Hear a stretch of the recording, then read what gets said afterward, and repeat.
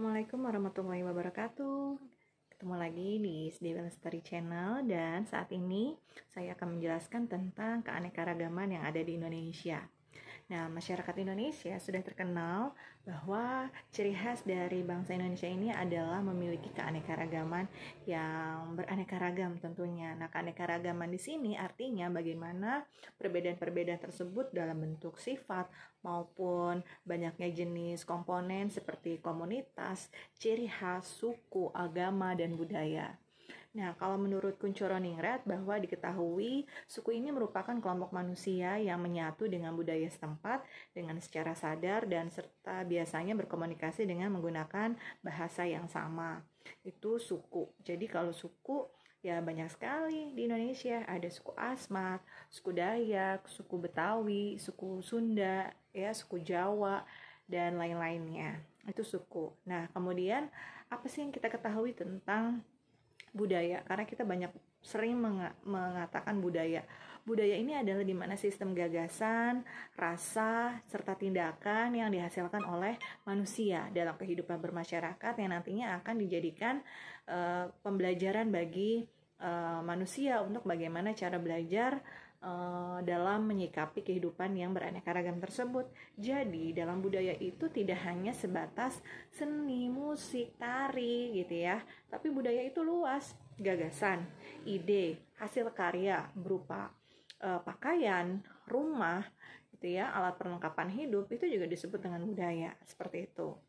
Nah, kemudian keanekaragaman ini di Indonesia selain dari suku, selain budaya juga ada yang disebut dengan ras. Nah, kalian tahu kan ras ini adalah di bagaimana ciri yang menunjukkan peran di mana yang menjelaskan antara sekelompok manusia yang dapat diklasifikasikan berdasarkan ciri fisik.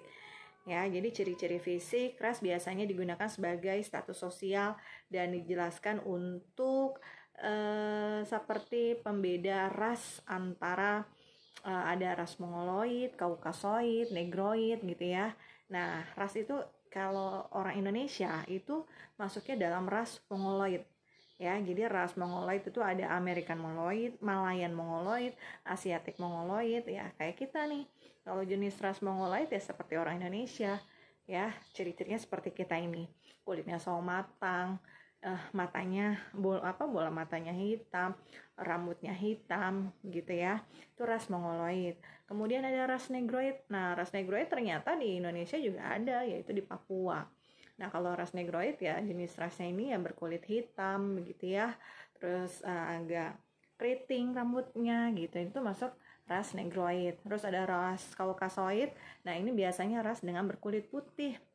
Orang-orang Eropa ya, Amerika. Nah, ini dia masuknya ras Kaukasoid. Nah, ada banyak banget sih jenis-jenis macam ras ini. Ya, kita udah tahu ada tadi ras Kaukasoid, Negroid, Mongoloid ya, seperti itu. Nah, kalau Indonesia ya masuknya ke ras Mongoloid atau Malayan Mongoloid begitu. Nah, kemudian setelah ada perbedaan atau keanekaragaman dari suku, dari budaya, dari ras, kemudian agama. Nah, kalau kita bicara agama di sini, di mana agama ini merupakan suatu sistem dari kepercayaan serta praktik yang berhubungan dengan hal yang suci dan menyatukan para penganutnya dalam suatu komunitas moral umat. Nah, agama yang ada di Indonesia itu ada 6 yang diakui: Islam, Protestan, Katolik, Hindu, Buddha, dan Konghucu. Ya, 6 agama di Indonesia.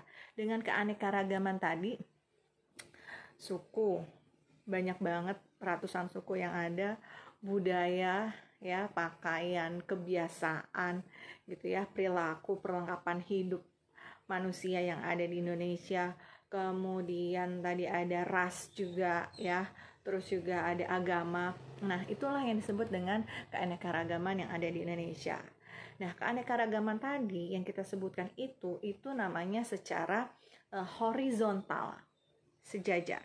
Jadi kalau horizontal, bahwa agama, suku, budaya, ras yang ada di Indonesia semuanya sama. Tidak ada merasa agama yang lebih baik, tidak ada merasa suku yang lebih baik, kayak gitu. Jadi semuanya sama.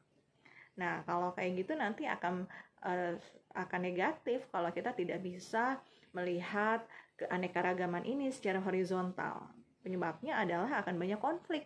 Merasa suku atau budaya agamanya itu merasa lebih baik daripada yang lainnya tadi gitu ya. Nah, itu akan menyebabkan egoisme, fanatisme, begitu ya, chauvinisme, dan itu berbahaya. Maka akan terjadinya konflik, perpecahan, ataupun juga seperti banyak ada di wilayah-wilayah konflik kita di Indonesia karena tadi konflik ras, konflik agama gitu ya, seperti itu. Nah, jadi bagaimana cara kita dalam dalam keanekaragaman yang ada di negara kita itu, bagaimana kita harus saling menghormati, saling menghargai antar perbedaan tersebut. Jadi pada bab ini kalian sudah tahu bahwa keanekaragaman yang ada di Indonesia dari suku, ras, agama, budaya ya, terus juga bahasanya juga berbeda-beda dalam suku tersebut, maka kita tidak boleh merasa suku kita, agama kita itu jauh lebih baik daripada suku-suku yang lain, daripada agama yang lain. Jadi bagaimana sekarang masyarakat Indonesia harus bisa saling menghargai, merangkul, bersahabat untuk kemajuan bangsa Indonesia di tengah keanekaragaman tadi. Jadi tetap Bhinneka Tunggal Ika, walaupun berbeda-beda tetapi tetap satu jua. Terima kasih, semoga bermanfaat di video kali ini. Sampai ketemu lagi. Salam Pancasila.